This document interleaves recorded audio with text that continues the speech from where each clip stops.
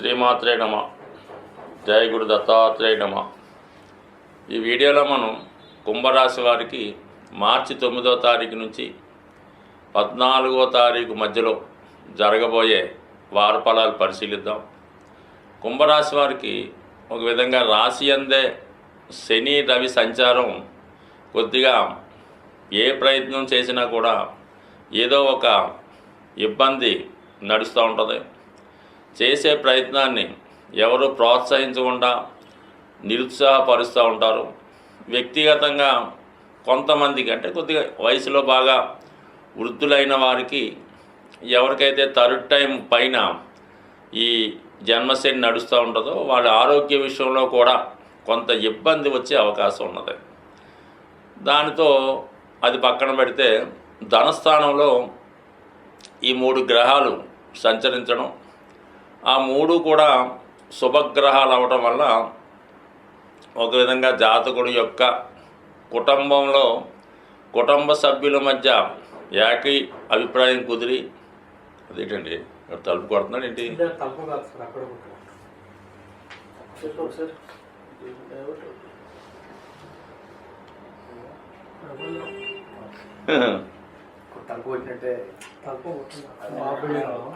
సరే సరే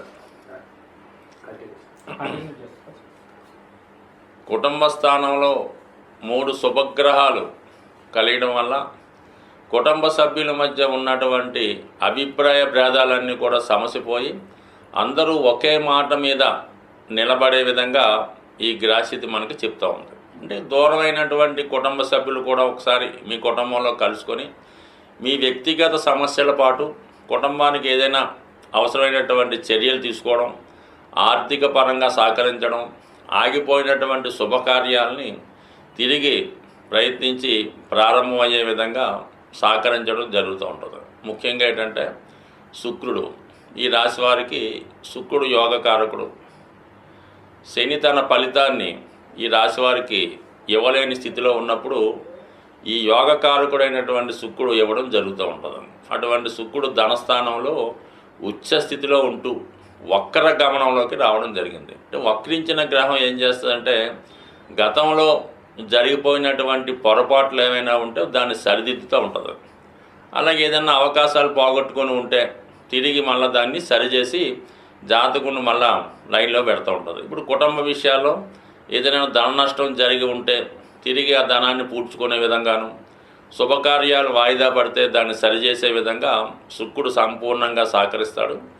ఇక మనకి రాహు అక్కడ ఉన్నప్పుడు ఏమవుతుందంటే ఏదో ఒక విధంగా చట్టానికి లోబడ అవినీతిగానా న్యాయంగానా అన్నది పక్కన పెట్టి మొత్తం మీద కుటుంబానికి ఏది కావాలో అది సమకూర్చడం జరుగుతూ ఉంటుంది.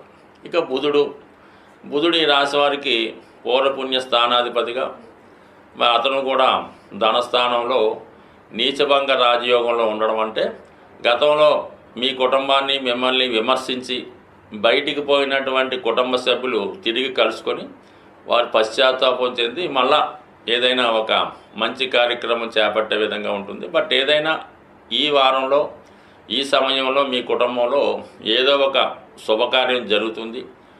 గెట్ టుగెదర్ లాగా ఒక మంచి పార్టీ లాంటిది ఏర్పాటు చేసి దాంట్లో మళ్ళీ మీరు పుంజుకునే విధంగా మీ స్థాయిని పెంచుకునే విధంగా ఎక్కువ మందికి ఏదైనా విందు వినోదాలు లాంటివి పార్టీ లాంటిది ఏర్పాటు చేసి మీ ఉన్నతిని చాటుకునే అవకాశం ఉన్నది. ఇక ఇంకొక అవకాశం ఏంటంటే మరి గురువు చతుర్థ స్థానంలో ధన లాభాధిపతిగా సంచరిస్తూ మరి మీరు ఏదైనా ఈ సమయంలో ఒక గృహ నిర్మాణం చేసుకోవడం కానీ, ఏదైనా గృహ ప్రవేశం కానీ, స్థిరాస్తి కొనడానికి కూడా మీ కుటుంబ సభ్యులు సహకరిస్తారు. అంటే మీ ప్రమేయం ఏమి ఉండదు, బట్ కానీ మీ కుటుంబంలో మీ పిల్లలో ఇంకోలో కొనిచ్చి మీకు అది అప్పచెప్పడం జరుగుతూ ఉంటుంది.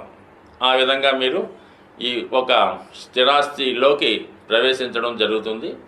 ఇక ముఖ్యంగా కుజుడు 5వ స్థానంలో ఉండడం వల్ల, 2వ స్థానంలో రాహు ప్రభావం వల్ల సాధారణంగా గతంలో మీరు పోగొట్టుకున్నవి మళ్ళీ వచ్చినప్పుడు కూడా తిరిగి మళ్ళా అదే దారిలోకి జరిగిపోయినటువంటి వ్యసనాల్లోకి, అంటే అది పేకాట అవ్వచ్చు, జూదం అవ్వచ్చు, బెట్టింగ్ అవ్వచ్చు, మళ్ళా తిరిగి ప్రవేశించకుండా ఉంటేనే మంచిది.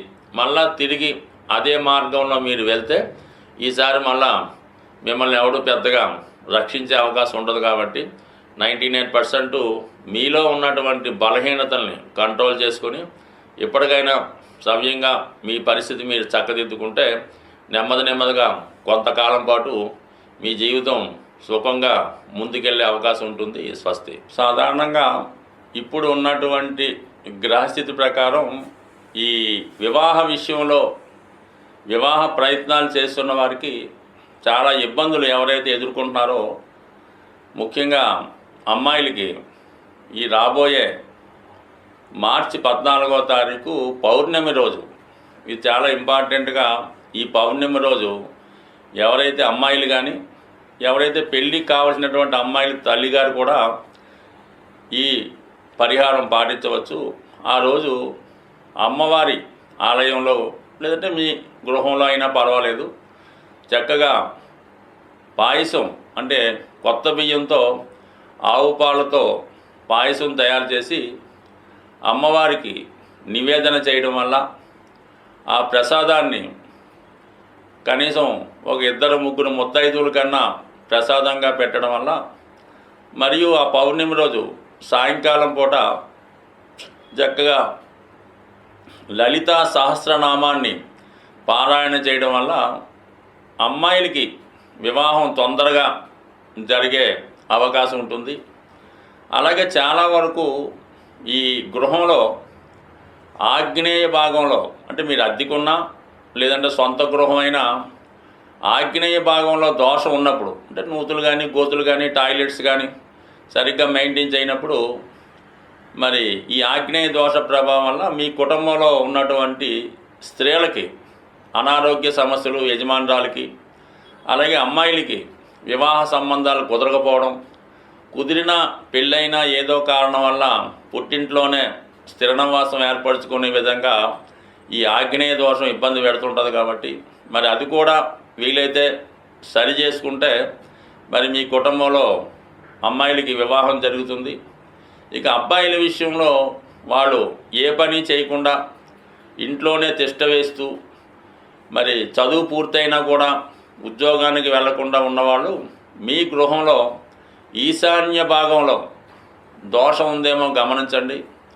ఆ ఈశాన్య భాగంలో దోషం ఉన్నప్పుడు కామన్గా మీ మగపిల్లలు ఎందుకు పనికి రాకుండా, అంటే మంచి చదువు ఉంటుంది, మంచి బుద్ధిమంతులై ఉంటారు, కానీ ఉద్యోగ ప్రయత్నాలు చేయరు, వచ్చినా కూడా అవి సరిగ్గా నిర్వహించలేకపోతుంటారు. కాబట్టి ఈ ఈశాన్య దోషాన్ని సరి చేసుకోవడం వల్ల మీకు సంతానం మగపిల్లలు అభివృద్ధిలోకి వస్తారు. ఆగ్నేయ దోషాన్ని సరి చేసుకోవడం వల్ల అమ్మాయిల యొక్క సమస్య పరిష్కారం అయ్యే అవకాశం ఉంది. సాధ్యమైనంత వరకు ఇవి చూసుకుంటూ చిన్నపాటి రెమెడీలు చేసుకోవడం వల్ల కంపల్సరీగా మీకు ఈ వివాహంలో ఉన్నటువంటి సమస్యలు చాలా వరకు తొలగే అవకాశం ఉంది. అలాగే కామన్గా ఈ పౌర్ణమి రోజు సత్యనారాయణ స్వామి వ్రతం చేసుకున్న, లలితా అమ్మవారికి లలితా సహస్రనామం చదివి కుంకుమార్చన చేసుకున్న చాలా వరకు ఈ సమస్యలు మీకు సాల్వ్ అయ్యే అవకాశం ఉంటుంది. అంటే మిగతా రోజులు చేసిన పరిహారం కన్నా ఈ పౌర్ణమి రోజు చేసే పరిహారానికి ఎక్కువ ప్రతిఫలం ఉంటుంది. అలాగే దాని యొక్క ఫలితం కూడా తొందరగా రావడం జరుగుతుంది. స్వస్తి.